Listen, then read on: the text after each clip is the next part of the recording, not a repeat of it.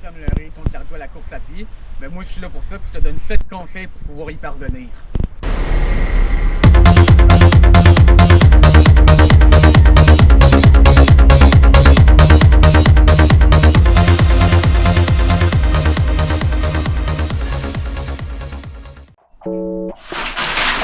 Conseil numéro 1, incorporer des entraînements de longue durée. Des entraînements de longue durée, ça va travailler davantage votre système cardiovasculaire. L'apport en oxygène jusqu'à vos muscles va se faire plus facilement. Donc, si l'apport en oxygène se fait plus facilement à vos muscles, vous allez travailler davantage votre endurance, puis votre endurance va augmenter graduellement au fil et à mesure que vous incorporez ce type d'entraînement. Si tu es un niveau débutant au niveau de la course à pied, je te conseille de commencer par des entraînements de 30 minutes les premières semaines qui commencent et d'augmenter graduellement au fil et à mesure que les semaines passent. Par exemple, la première semaine, tu peux commencer par 30 minutes. Deuxième semaine, tu montes graduellement à 35 minutes. Puis la troisième semaine, tu montes graduellement à 40 minutes et ainsi de suite au fil que les semaines passent. Je te conseille de faire ce type d'entraînement-là une fois par semaine, pas plus.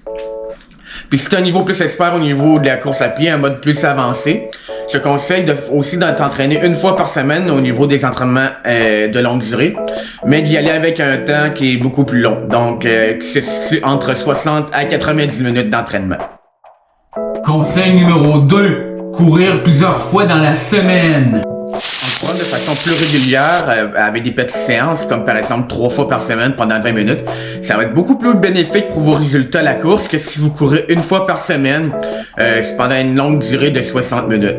Vous allez avoir une meilleure progression si vous vous entraînez 3 fois par semaine qu'une fois par semaine. Et en plus, vous allez avoir un moins grand risque de blessure si vous courez plus régulièrement que si vous courez seulement une fois par semaine. Conseil numéro 3, courir en valeur fondamentale. En fait, courir en valeur fondamentale, ça veut dire que tu dois courir à une vitesse très lente. Ça correspond à de 60 à 70% de ta VMA. Attendez-moi juste un instant. Hey prof, ça veut dire quoi la valeur VMA? Oui, bien sûr, donc la VMA correspond à la vitesse maximale aérobique. Donc, en fait, pour en faire une courte définition, la vitesse maximale aérobique correspond à la vitesse à laquelle un coureur ou une coureuse atteint sa consommation maximale d'oxygène. À toi, Sim. Donc, courir en valeur fondamentale en vitesse très lente, ça va permettre de muscler davantage ton cœur, travailler davantage sur les muscles de ton cœur. Puis, lorsque ton cœur va être davantage musclé, il va permettre d'avoir un meilleur apport en oxygène au niveau de tes muscles. Une bonne technique pour savoir si tu cours à une vitesse adéquate lorsque tu cours en valeur fondamentale, c'est d'essayer de maintenir une discussion en courant. Donc, tu peux courir avec un proche puis un ami, puis lorsque tu es en train de t'entraîner, c'est d'essayer de maintenir une discussion tout en même temps que de s'entraîner. Donc, si tu es capable de maintenir une discussion en même temps que de courir, ça veut dire que ta vitesse est adéquate au niveau de la valeur fondamentale.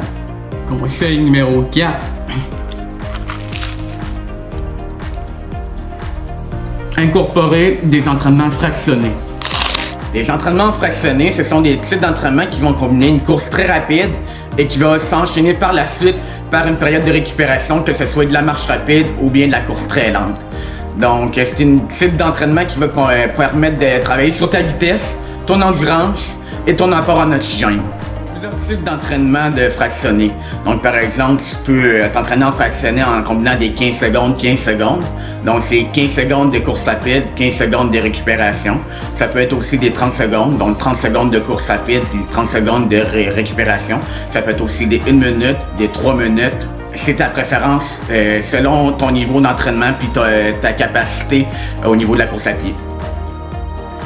Si tu es un débutant et que tu veux introduire les entraînements fractionnés à ton entraînement, tu peux commencer par faire des séances de 15 secondes, c'est-à-dire 15 secondes de course rapide, puis 15 secondes de marche rapide ou de course lente. Donc, tu peux en faire 4 répétitions, puis tu augmentes graduellement au fil que les semaines passent. Donc, première semaine, tu fais 4 fois des répétitions de 15 secondes. La deuxième semaine, tu augmentes à une série, tu fais 5 répétitions de 15 secondes de course rapide et 15 secondes de récupération et ainsi de suite au niveau que les semaines passent. Puis si tu es à un mode plus avancé au niveau de la course à pied, tu t'entraînes depuis une plus longue période, je te conseille de commencer aussi par faire des fractionnés de 4 répétitions, mais en faire sur une distance plus longue. Donc par exemple, la première semaine, tu fais 4 répétitions, mais tu fais 30 secondes de course rapide, puis tu fais 30 secondes de récupération, que ce soit de la course lente ou bien de la marche rapide, et tu augmentes graduellement l'entraînement au fil que les semaines passent. Donc la deuxième semaine, tu ferais 5 répétitions, la troisième semaine, 6 répétitions, et ainsi de suite. Conseil numéro 5, courir sur des surfaces variées. On a des entraînements sur des terrains variés, comme par exemple courir sur du béton, courir sur de l'asphalte ou bien courir dans des sentiers de terre. Ça va te permettre d'avoir une meilleure aisance au niveau de la course et ça va renforcer les muscles de tes cuisses et de tes jambes ainsi que tes mollets. Conseil numéro 6, faire du renforcement musculaire.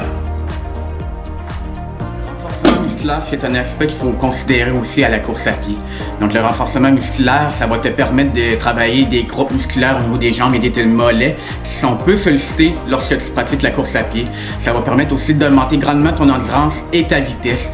Donc d'intégrer des programmes de renforcement musculaire, ça peut être de la musculation, faire des fentes, faire des squats, ou ça peut être aussi pratiquer un sport différent qui va solliciter d'autres types de groupes musculaires des jambes, comme par exemple le vélo ou bien le ski de fond.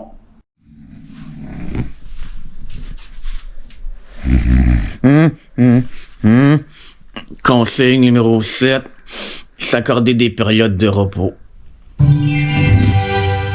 Oui, il est important de s'entraîner régulièrement si on veut s'améliorer dans un sport d'endurance, mais il est tout aussi important aussi de s'accorder des périodes de repos entre les périodes d'entraînement.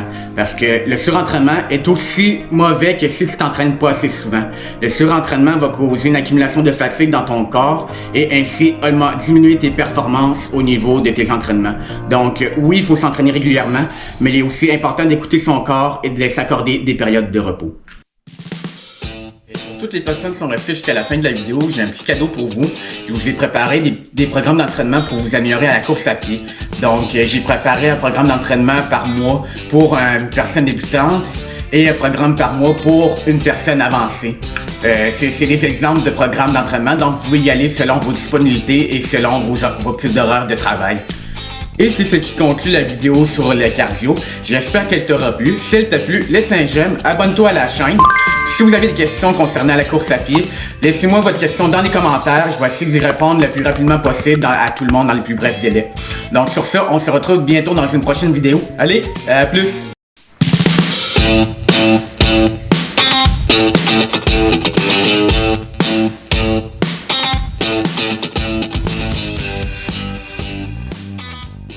Les carottes pour faire plaisir, Chris, on épluche des carottes parce que c'est pas bon pour la santé. C'est un peu pareil, je vais mettre tout ça dans une craque de tonton. Ah, t'es pas trop. Je vais le dire à ta mère.